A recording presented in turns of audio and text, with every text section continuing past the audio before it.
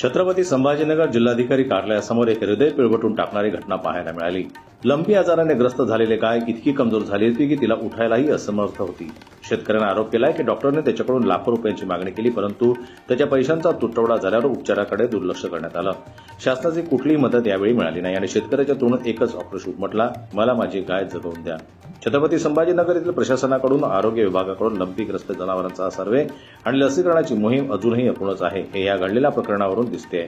त्यामुळे लवकरात लवकर आरोग्य विभागाने आणि प्रशासनानं मुक्या जनावरांच्या या आजारावर लवकरात लवकर लसीकरण करावं अशी मागणी शेतकऱ्यांकडून करण्यात येत आहे। तसे प्रमाणपत्र त्यांना देण्यात यावं अशी ही मागणी वारंवार शेतकरी वर्गाकडून आणि जनावर यांच्या पालकांकडून होत आहे।